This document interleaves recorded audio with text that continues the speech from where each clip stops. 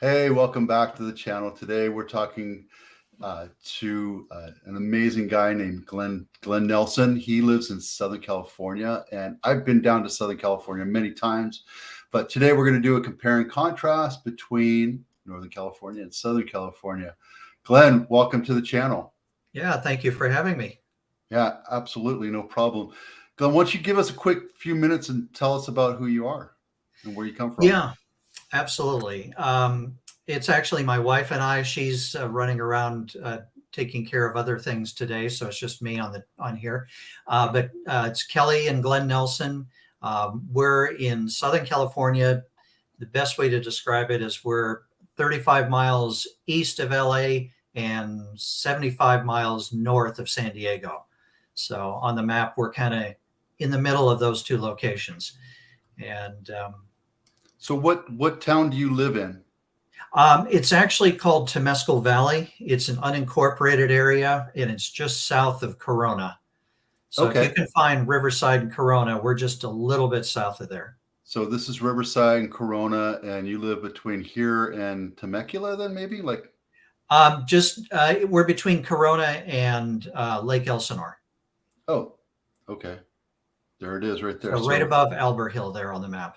Temescal Valley. Now, what is Temescal? Um, it Isn't that- has a long history. We just celebrated our 200th anniversary of Wow. being in existence. But it's a smaller community. It's a suburb. We don't want to say we're a suburb of Corona, but we're right next to Corona. It's about 10,000 homes, 26,000 people, and it's just a great place to see. As you can see, that green area there is the Cleveland National Forest. So we're right up against that. So we got some great views. Right up here, right? Yeah. Yeah. So I've been to Temecula before a few times, and my stepbrother, who now lives in Alabama, of all places, used to live in Corona. Oh, okay. Um, Yeah, and I've been down here into the inland, not to the inland empire, but mostly to Orange County and LA County many, many times. You know, back in my days, I used to be in publishing and I would travel down and talk to people all over, the different areas here. So, yeah, that's pretty cool. Have you lived there your entire life? No, we moved there in 1994. We moved to California in 1985. I was going to go to law school in LA, and got the loved the temperatures in February versus Montana, where we're originally from. So it was. If you go watch the Rose Bowl parade, that's what drew us in.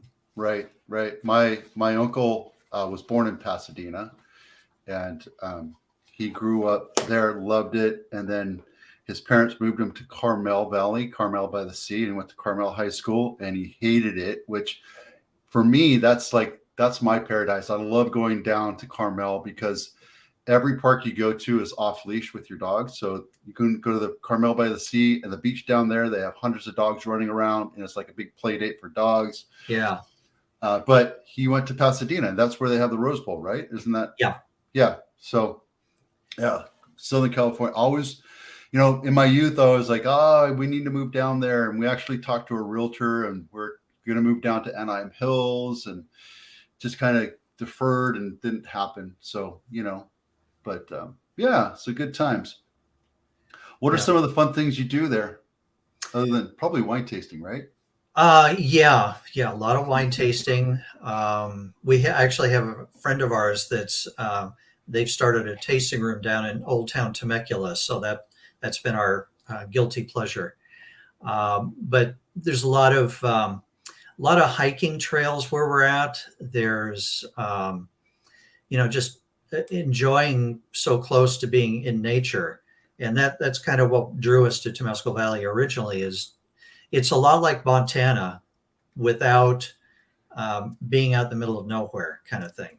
Right. Without having to go to like downtown LA. The good thing about LA is you're not too far away from hills and mountains and wildlife. And, if you lived in Huntington Beach, you'd still have to travel a little bit, but Yeah. anywhere you go, you pretty much have hiking trails, right? Yeah, yeah, and there's a lot of them out here, especially. But what we really like is we're an hour from the beach, we're an hour from the mountains, we're a mile or a couple hours away from San Diego, and all of it has to have. And then we're about an hour away from Palm Springs, so you can get out in the desert as well. Right. And you're like 3 or 4 hours, no, about 3 hours to Vegas, right? Not, Yeah, yeah. My depending on. sister, my sister's actually a broker for Realty One out in Vegas. Oh, okay. Yeah. So do you work under a brokerage? Yeah, our broker is Realty One Group West. Right. Is that your brokerage or is that somebody else and you work No, under? that we decided we didn't want to have the challenges and the liability and all that. Yeah. We just want to concentrate on business. I was when I got into real estate 20 years ago. Yeah, 20 years ago, I became an agent, and after 2 years is when you can qualify to become a broker, and I became a broker right away, and I became an independent broker. I was with Prudential, which I don't know where they kind of just disappeared, and I just didn't like how they treated me, etc. And I had anger issues from being in the Marines, and as I matured and as I grew and I learned more about business, I realized I didn't need to be an independent broker, and it's okay to give up some of my commission. Now, Realty One does a little bit different, but I Yeah, work with Compass, and just the liability and all the opportunities that they have. I have my own office. I have all the amenities of an office, printing, everything. Right. I choose to work out of my house. But I have a nice office at the office, a nice room. So yeah, it totally makes sense to be part of a brokerage these days, right? Independence is really hard to be a part of. You don't get a lot of traction out of that. yeah. Well, and the way the structure is with Realty One Group, they have a really it's cost effective for us, Right. and to rent a space, have our own building, all the equipment, not even including the fact that we're on the hook for everything. Hmm. And as you know, real estate is getting much more complicated and litigious. So it's like risk management and cost savings. It makes sense to do what we're doing. Yeah, yeah. What really opened my eyes to the whole thing is, um, I do everything I can to disclose what I see as much as I see. And I sold a house, and one guy bought the buyer turned around and got all pissed off at us and said, "You didn't disclose the fact that there was mold between 2 layers of roofing." And I was going to sue you. I'm like, okay, well, he could have sued me, and I probably would have had to settle, and it would have cost me a whole lot of money.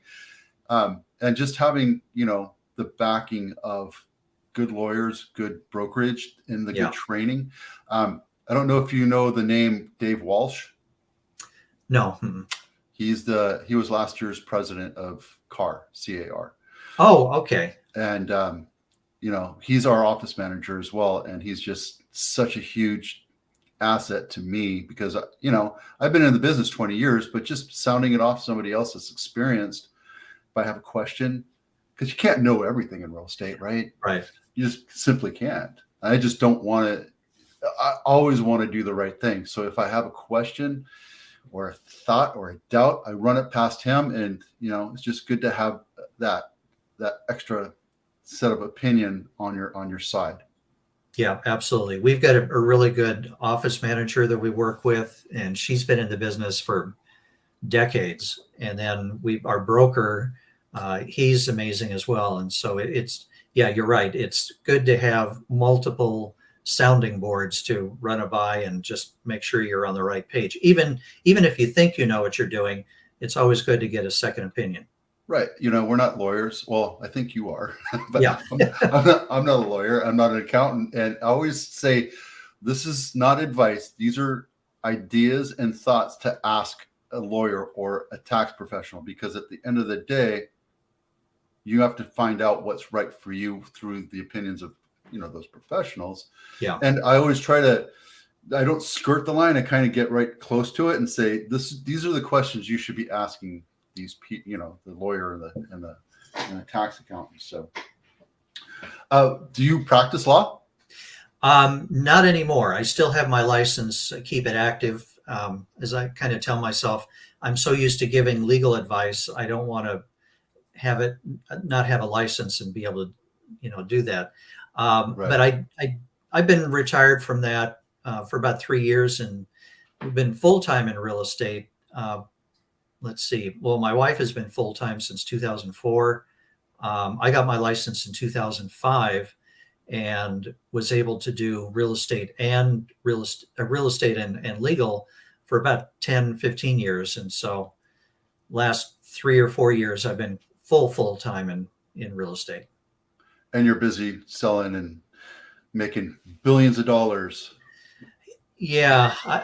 I just did a video talking about how agents earn their commission and how it's not like it is in real TV. Right.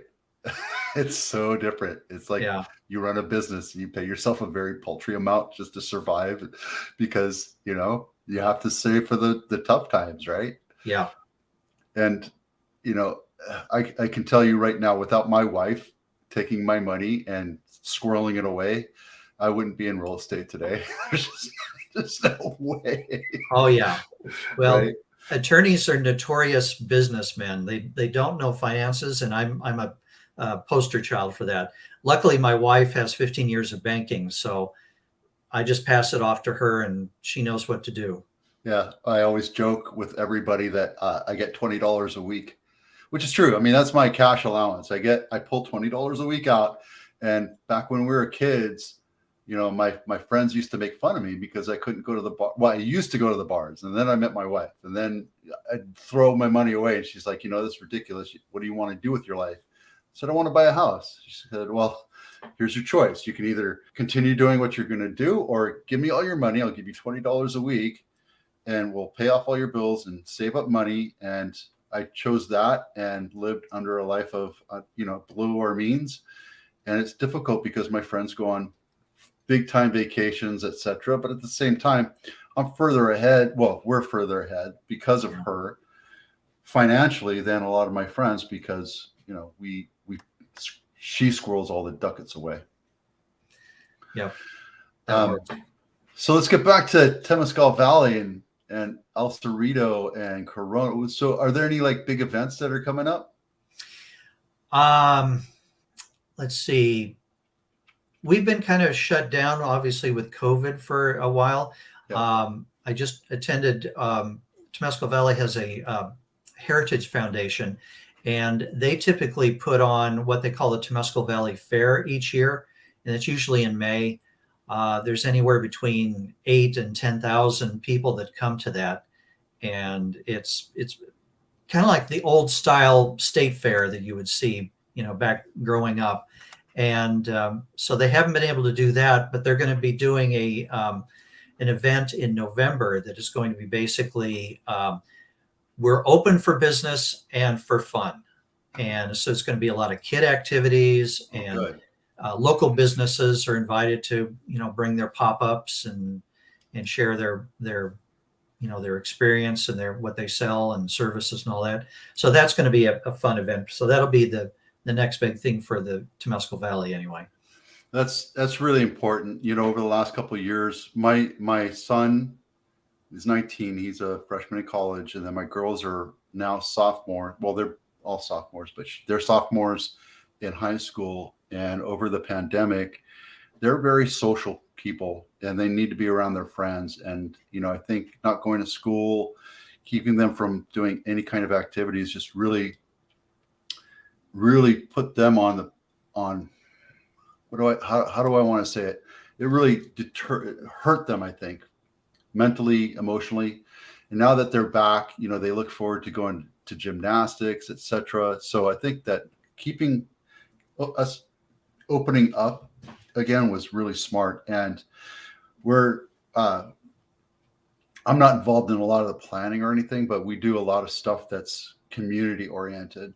Mm-hmm. So last year, our UPS guy retired, and we had a big picnic for him, invited a bunch of neighbors and his friends, and did like a little retirement party for him for the community, things like that. And that was just such a great time. And I'm not involved in the government, but I know our council member fairly well.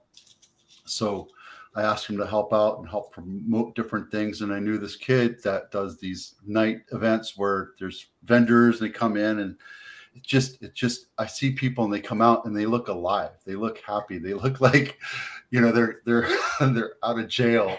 Yeah. And so this weekend we have Woody's on the Wharf. So we're especially my wife and I are going to go to Santa Cruz, and I'm right on Santa Cruz Boardwalk, right to the north part of it. There's a pier or a wharf, and every year they've been doing this for, I want to say 50 years.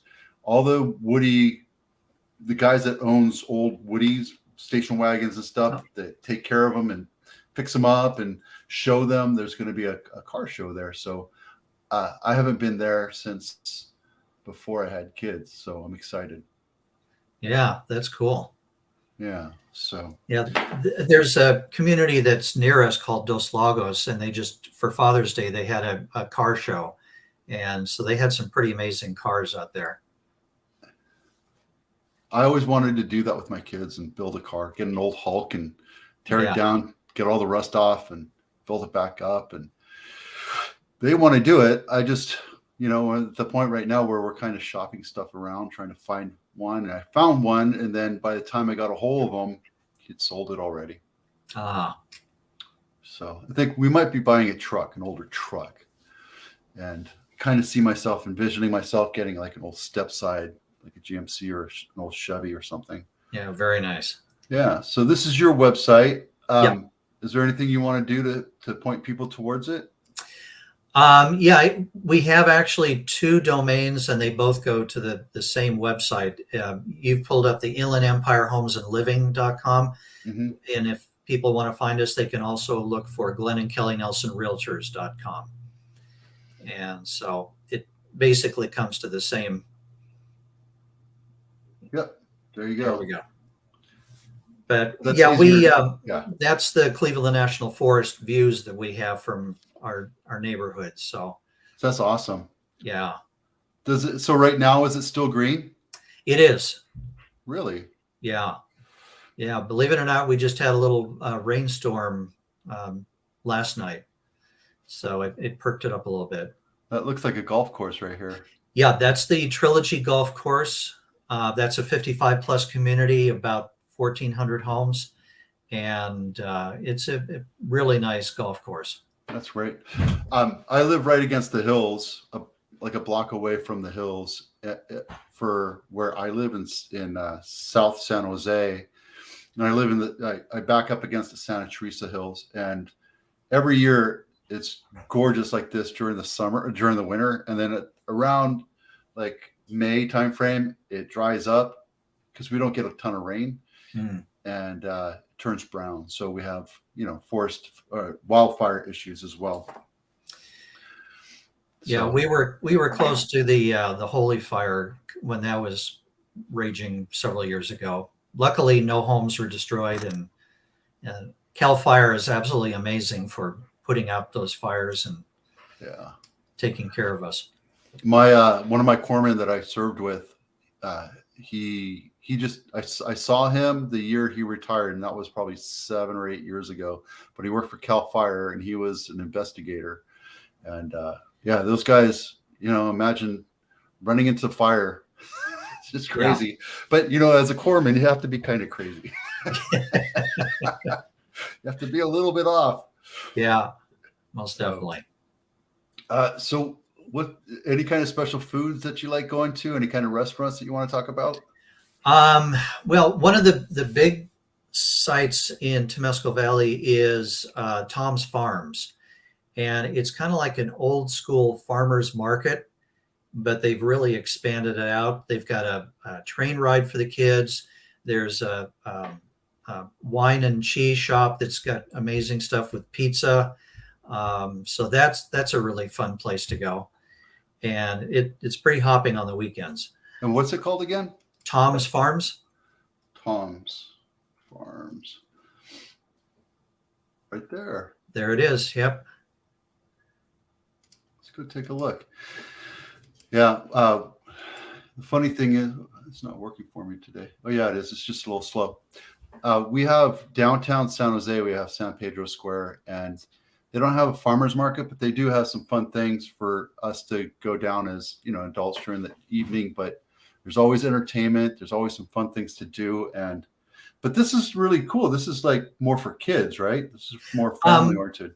yeah, it's family oriented. They have a huge display during Halloween with lots of lights. They had where that little place back there a second ago. That was where they have live music on the weekends, Right.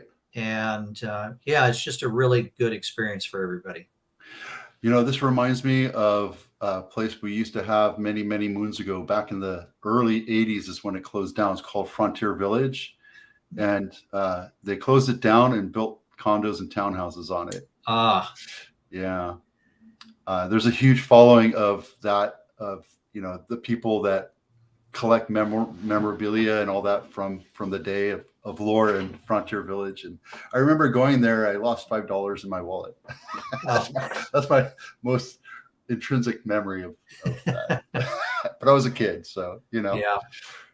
Yeah, the owner of this, he actually owns the Trilogy Golf Course, and he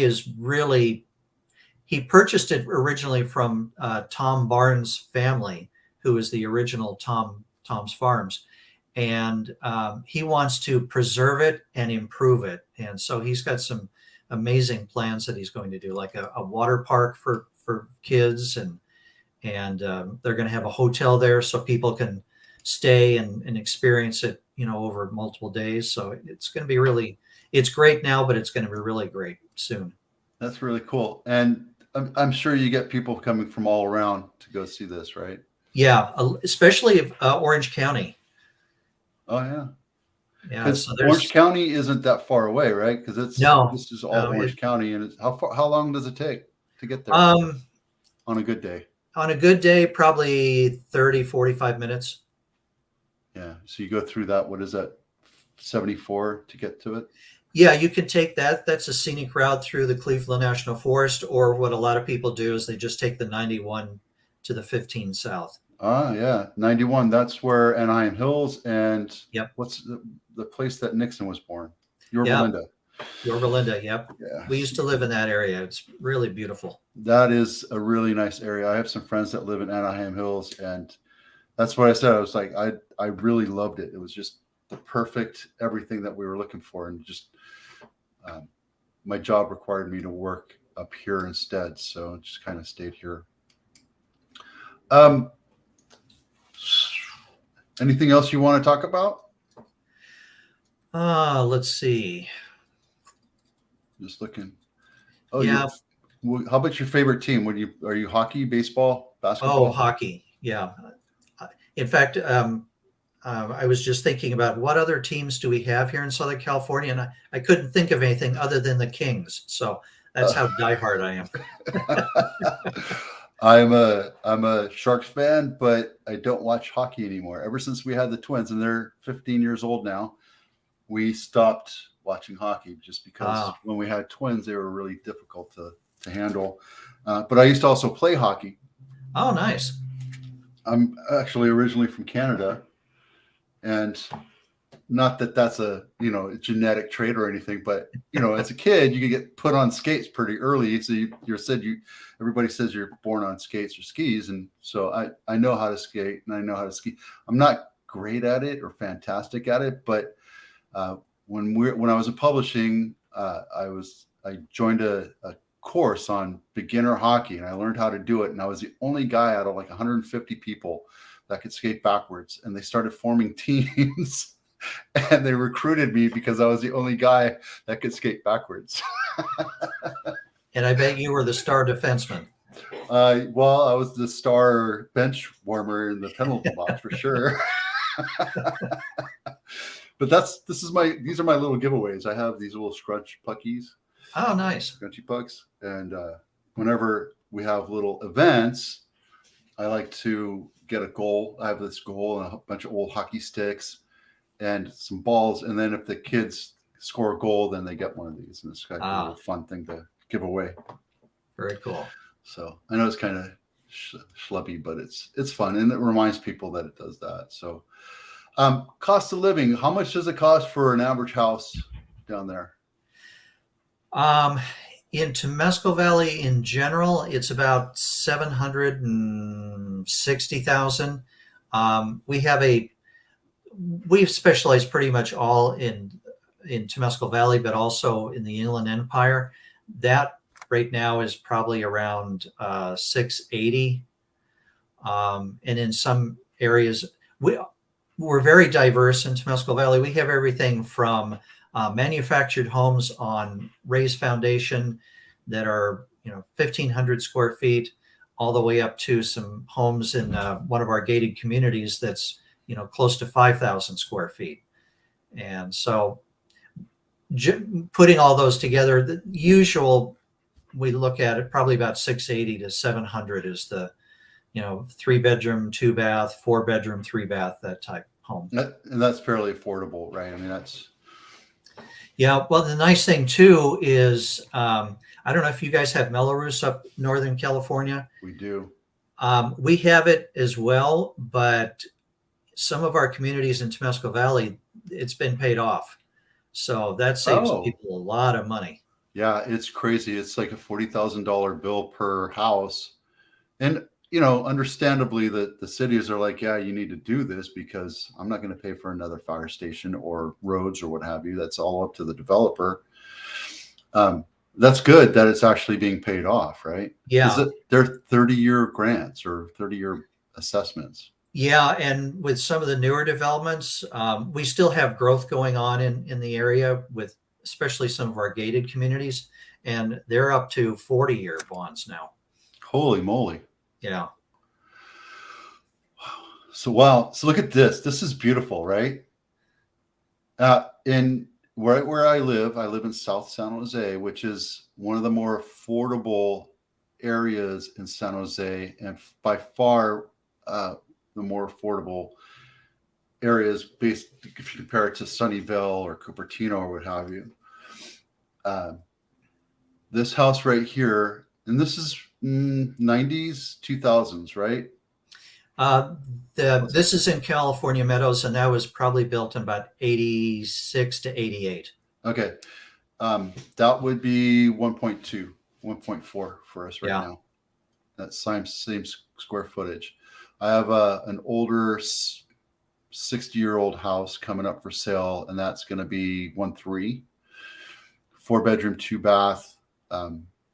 I have a house in Sunnyvale, just to put that into perspective, about the same square footage, maybe a little bit bigger, but older, 1956, built in 1956. That is listed right now for 2.25. Wow. Yeah. Crazy, right? Yeah. We have a listing that we just got into contract in the city of Corona, and it was built in 1947. It originally was 3.5 acres, but they, over the years, sold off portions of it. So now it's about 14,000 square feet. Pool home, single story, 3-bedroom, 2-bath, about 2,052 square feet. And it is it was list price at 765. And we were telling some of our agent friends from Orange County, and they said, yeah, this would be 1.8 in Orange County. So it's just crazy. Yeah, crazy, right? I mean, there's a huge separation of affordability here. And have you seen your market slow down? Yeah, not as many multiple offers. There's still a fair amount, but it's not. Put it on the market 3 days later, you've got 20 offers coming in. Yeah. And days on market are a little bit longer.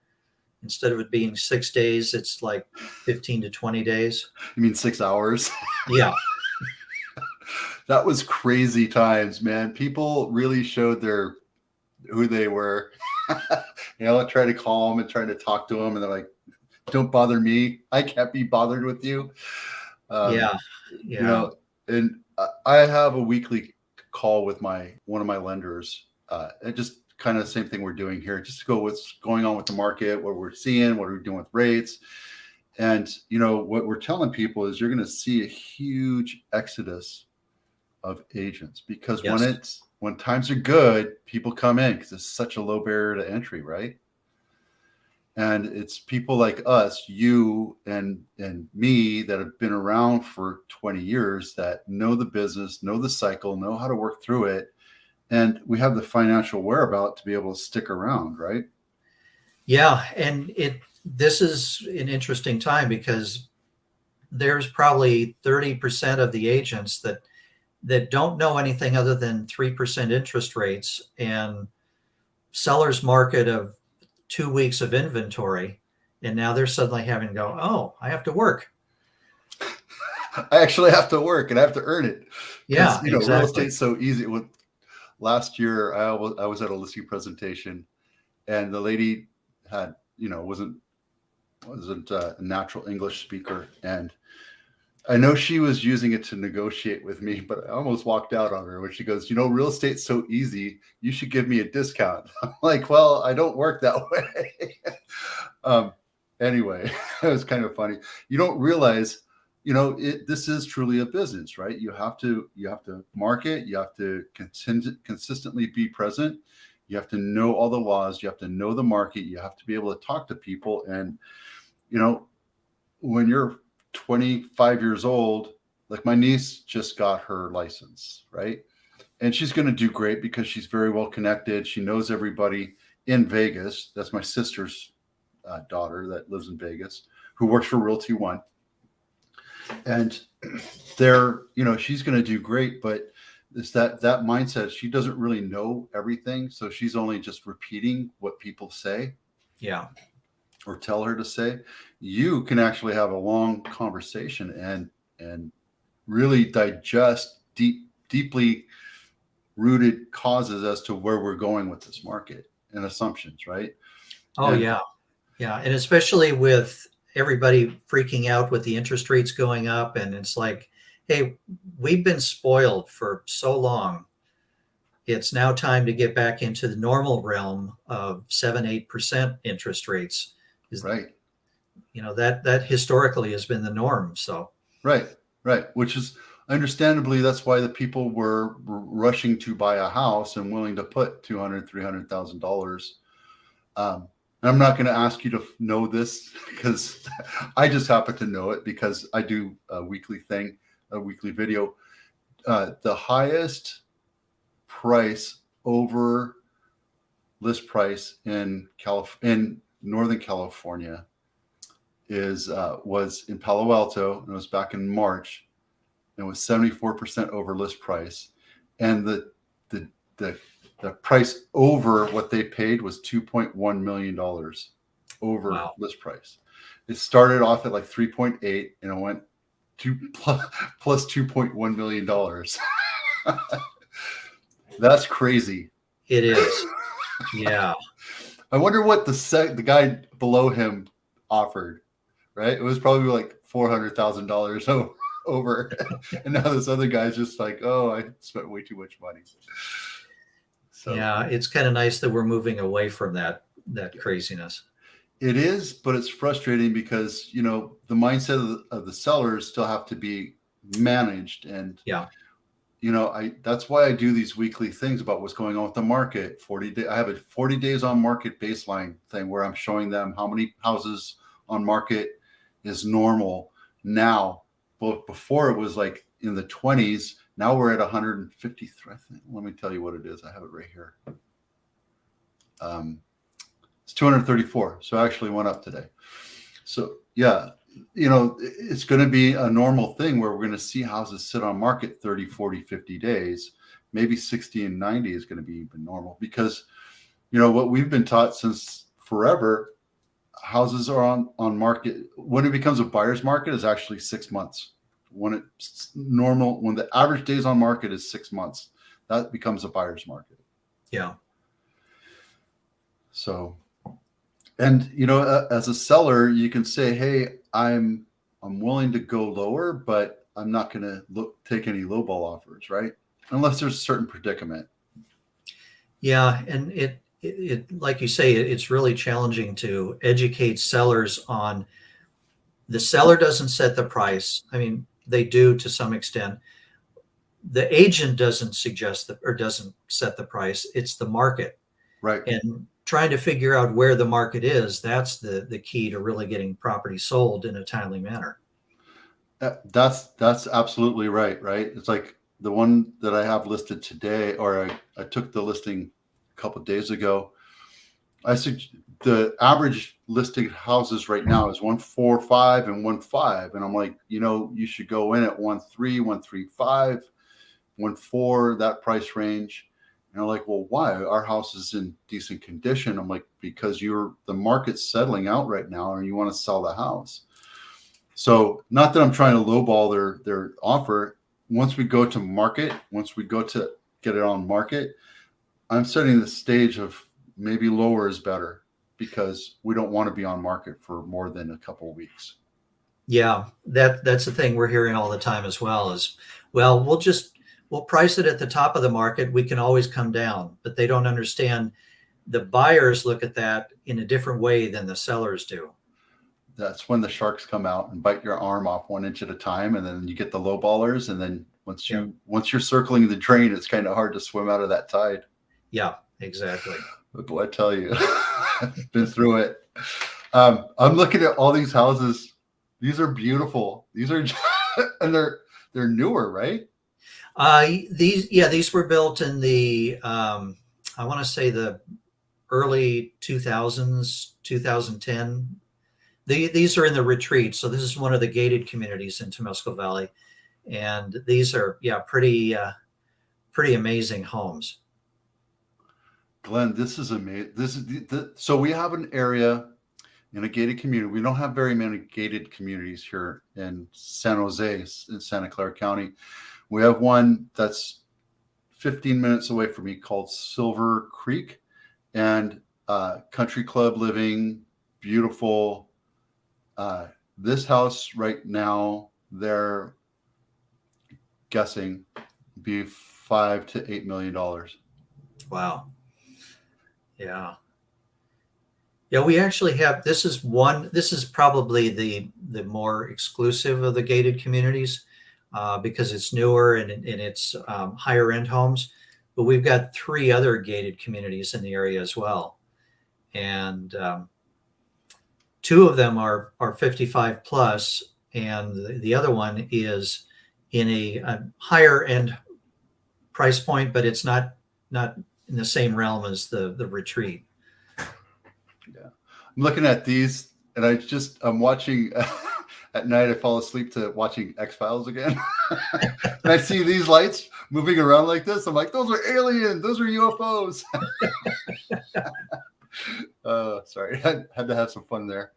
Yeah, that's the flight path for Ontario Airport. Oh, that's super cool. Yeah.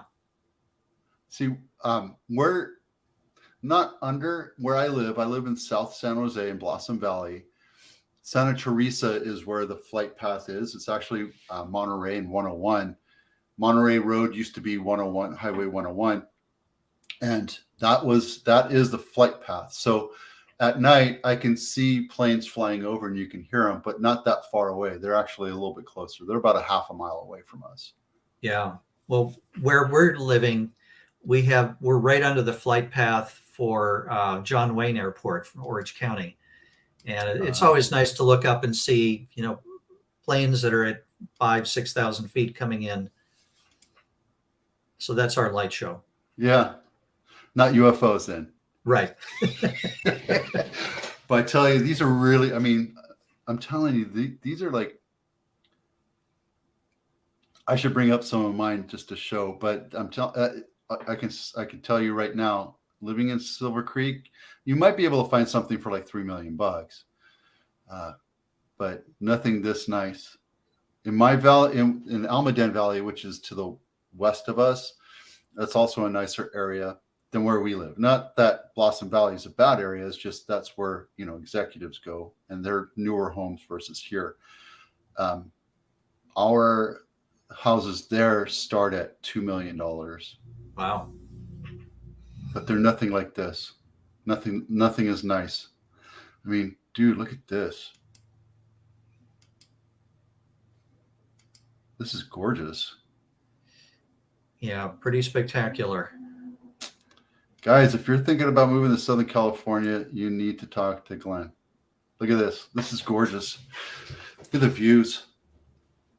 Yeah, and we're not as well known, but we're becoming that way because everybody from Orange County is selling and moving out to our area because they get so much more bang for their buck. Look at that lanai. So cost of living, is water fairly expensive? Electricity and all that? No, it's not bad. There's obviously with a lot of the newer homes having to have solar, that helps a lot.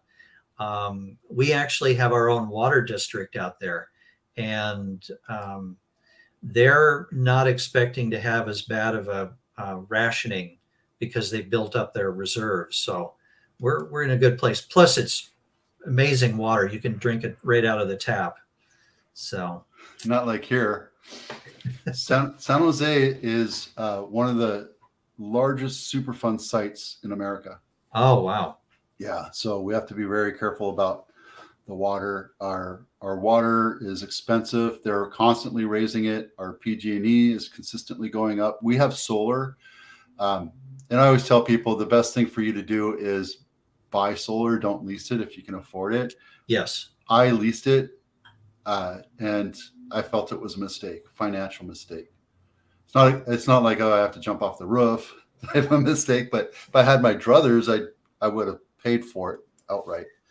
Well, and if you're ever considering selling your home too, having a lease solar, that gets to be a little more complicated than having it purchased outright. Right. Plus, on the appraisal side, as a lease, it's actually a hindrance and a detractant to value versus if you owned it outright, even if you're financing it, it adds value to the house. So I'm thinking I'm going to talk to my wife about moving here again. This is awesome. I might become your competitor. No, we'll work together. Yeah, there you go. I'll give you a tour of the area. So holy moly, this is great. Hey, so I have it right here. I was going to say, if you have any questions about moving to Corona area, inland, is it Inland Empire? Is that what it is? Yeah, the Inland Empire is basically mostly Riverside County. Right. And Corona is in the Inland Empire, and then Temescal Valley is right below. But we handle pretty much everything in the Inland Empire. Just trying to find the map that it's right there. I know exactly where it is. Is there any place that you don't go to, like Orange County? We have serviced Orange County. We actually had a client that lived in Corona, and she had a condo in Long Beach. So we took care of that for her, and obviously it's more commute time to service the listing, but right. Yeah. Yeah. No, I have a couple friends that live down there that do real estate in Long Beach, and my mom and dad lived in Signal Hill for almost 10 years. Oh, okay. Just about 6 years ago, they moved to Knoxville, and they love it.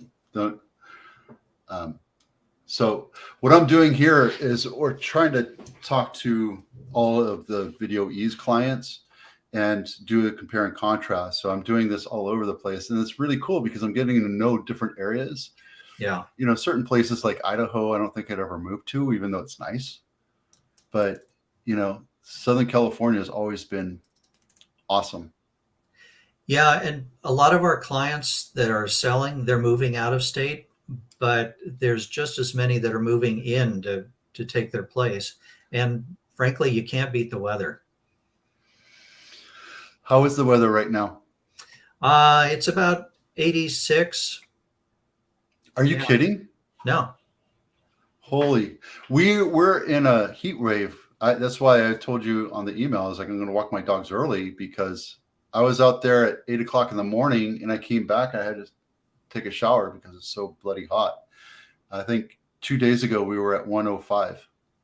Yeah, we were close to 100 earlier. It's cooled down a little bit, but yeah, it's still amazing. I mean, we're originally from Montana, and when we moved down here, it was 100 days of high of below zero for the winter. So that was a great incentive for us to.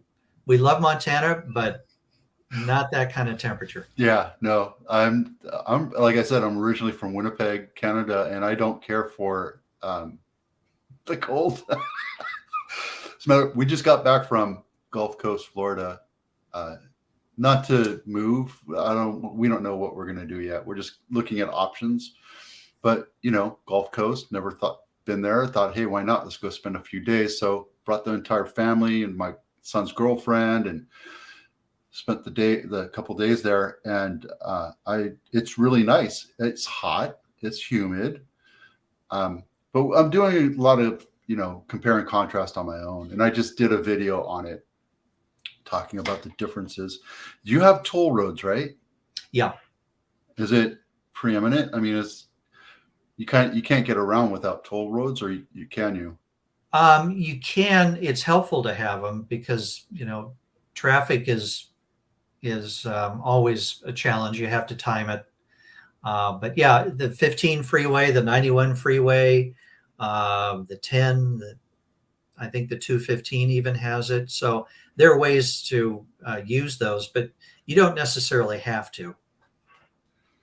So I remember, I want to say like the 241, that's a toll road, right? Yeah. And that's not an optional toll road. You either use it and pay for it or you don't use it. Right. And it has some amazing views as you're going through the mountains. Yeah, I think I've been on there a few times. What we're doing now is we're making the carpool lane a toll road. So your option is, if you're, you can either be, I think it's just a pure toll road. So just one lane. Your option is you're in that lane and you're paying to use that lane. And then if you're like the rest of the schmucks like me, you're in the fodder, hidden traffic. So that's the option. And then, it used to be carpool lanes. Now I don't know what's going on. That kind of frustrates me here. It's not a great thing. But if you're traveling from San Jose or Silicon Valley, let me show you real quick. Right here. See, what people do is they live up here in Pleasanton and Livermore, right? They live up here, Pleasanton, Livermore, and all the way through here, you can have the option of paying for the privilege of being in the fast lane. Oh, okay. Or you're in the slow lane. So over here, it's a little less expensive, but I tell you, the entire Bay Area has just been ravished by overpricing. It's hard. I have a lot of buyers that are just, they're at a certain income level and they're trying to afford it and trying to make ends meet and trying to buy a house or try to sell a house and buy a house. It's just really difficult for them doing that. So, I'm being a little bit patient, but we do have buyers that are coming in. We still have foreign investment coming in. Do you have a lot of that? We did for a while, but the main focus was from China, but I understand that they've limited the funds that can be transferred. So we're seeing some of it, but not as much as a couple of years ago. Right. What's going on? What we're seeing now, because that limited fund thing, is they're pulling money. So they kind of have one root hole of money, and then they send it out to all their families, and the families send it to the people, their family members that live here, and then they pull it all together. And it's a way of laundering money, and the Russian mafia does it too. I've seen it. You heard it here first. Yeah. If you're in the FBI, CIA, IRS, that's one way to stop this crazy stuff. Are you seeing a lot of I don't want to call it industrial buyers, like Vanguard hedge fund buyers? Not so much. No. Yeah. I think that's happening in like Arizona all the way to the East Coast. Yeah, yeah, we have family that live in the Scottsdale, Phoenix area, and they have a lower price point, Right. not Scottsdale, but in Phoenix. Mm-hmm. And those, especially the iBuyers, they've really jumped on board and targeted Phoenix and obviously other communities, but that's the one that's closest to us. Right. What people don't see, oh, here's the sales pitches. We'll buy your house for market cost right now, and you can stay in it for 2 weeks. We'll buy it and close in 5 days, and you don't have to pay any fees. We'll take care of everything. And they're like, oh, that sounds like a great idea. Right. And then they do that to 10 or 15 or 100 homes in, say, I don't know, not Scottsdale, because that's not low end. The $300,000 home is the price range that this is happening to. So they go in and buy 10 or 15 or 100 homes in this one area, and then they go out and buy another at $300,000, right? And then they'll go buy another 5 or 10 houses for $450,000, $500,000. And what does that do? It raises the comps for all those other houses that they just bought to $450,000, $500,000, right? So that's good for them. That's good for their stockholders. It's great for the stakeholders. But what's making it hard is all those people that live in not Scottsdale. What's there? Prescott. So, Prescott, anyway, Phoenix, Phoenix, Mesa. right? Phoenix, because you can buy still houses.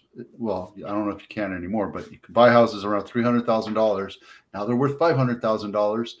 The normal person in Phoenix can't buy a house. They no longer qualify because they've been priced out of the range.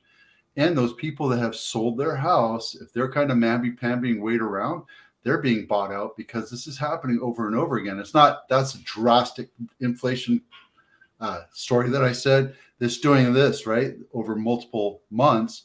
Yeah.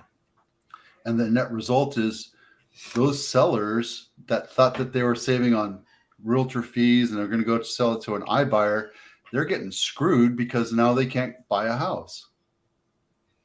Yeah. And, a lot of them in the beginning, it's almost like a Ponzi scheme or a big pyramid scheme. The ones in the beginning, they made out. And the ones now, they're screwed. Yeah. So, And but it always hurts everybody. Yeah. And always read the fine print and look for asterisks. And all the extra fees that they're really charging you, right? Yeah. We haven't had to deal with this at all here. We've heard them creeping up before the rates went up, but I did a lot of research into this, and they hide these fees, and all of a sudden, next thing you know, you're at the closing table and you're paying 10% versus 6%. And yeah, it's not a commission. So yeah, it's not a commission. Yeah, the other thing that we're seeing, we don't have a lot here. Maybe I'd say probably 1% of the market is iBuyers, but we're seeing a lot of, well, we'll buy your house subject to an inspection and repairs. And the repairs are usually astronomical. Right. And there's no guarantee that they're going to do the repairs. They're just going to charge you for that. Yep. Or lower the value of the price, or some credits. Yeah. So it's convenience, but at a high cost. Yeah. And, they're looking for the people that just kind of give up. They're like, well, that's okay. Don't worry about it. And, a lot of people see the burn happening and they're like, nope, I'm out of the fire. And then before they, a lot of people they get into the point where like they're already moving in their mind. They're already moving out of their area or maybe moving to another state. And they're like, this really sucks. But what am I going to do? I'm already buying a house in Cleveland, Ohio, or wherever they're moving. So that's kind of sad, but it is what it is. Well, cool. Did you have any other questions or thoughts? No, I know we're going into a shifting market and it's scary for people, but it's actually moving towards a more normal market. And we've been spoiled with interest rates, and sellers have been spoiled with, buyers coming out of the woodwork. But I think this is going to be a little more of a reasonable type market, and it's nothing to be scared of. I mean, historically, we're still in good position with terms and financing, and loan packages are coming out now that with adjustables, we're seeing a lot more of those that are more solid than the ones that were being sold back in 2007, 8, 9. Right. So it's still a great time to buy or sell. And if you're scared of what's happening, talk to a seasoned agent, and they can give you the facts and not the headline scare tactics. The scare tactics, right? And that's the thing. That's the big difference between young people, or not saying young people because that's kind of disparaging, but people that are freshly into this market as professionals versus people that have been through these cycles. Up on the screen, I have the rates, and I know that everybody's claiming that the rates are at 6.8 or 6.5 or what have you, but what we're seeing right now is 20% down at 1.5 million, which is a lot of money. I get it. You're looking at anywhere from 4.2 to 3.9. 3.9%. That's still amazing. I never had a rate that low. I think I was 4.25 at my lowest. You have those options that are out there, and it's still not bad. This is still below normal. Yeah, I mean, we bought a condo with 12% interest, and we were happy to do that. I don't think you want to date yourself on that one. Well, I think I've already done that with this. So. Well, yeah, me and Mike were too. But when we bought our first house, I had an 8% first and a 13%, I'm guessing, second, right? Which is crazy astronomical. But at the same time, it was what it was, and I had horrible credit. And now I have decent credit, and I'm a homeowner. So there you go. Yeah, and homes are the best hedge against inflation. So don't move away from that. Right. Do you have a big rental market there? We have a very tight rental market because there's not a lot of homes that are being turnover for renting. Right. Their prices are actually going up faster than home prices. Right. So if you're an Airbnb investor and you're watching this, know that the short-term market is going to start crashing, and Airbnb is trying to screw you over. Consider going into long-term rental before anything drastic happens, because if the market does shift towards negativity more, you're going to see that your Airbnb business is going to start drying up, and start looking for long-term renters. Yeah, and a lot of HOAs down here are legislating against Airbnbs. At least the short-term ones. Right. So it's always better to just buy it and hold it long-term. You can't lose with that. Nope. That's part of the reason why we went out to Florida, because it's seemingly more affordable. I still have to do some more numbers and figure this out, but that's what we're doing, is we're trying to find places to invest in property, not become one of those hedge fund guys. Right. I've been hearing numbers. It's like almost 20% of homes at the $300,000 range are being bought by iBuyers and industrial hedge funds. That's untenable. Yeah, exactly. So, well, dude, I know you're busy. I appreciate the time today. Yeah, well, thank you for having me on. We got to do this more often, because I know that there's going to be some people asking questions, etc. And as often as you want to do this, let me know. We'll just set up a time and pop it out there and let everybody know. Sounds good. All right, Glenn. Hey, good talking to you today, and everybody, we'll see you out there. Yeah, thank you, Vito. You bet.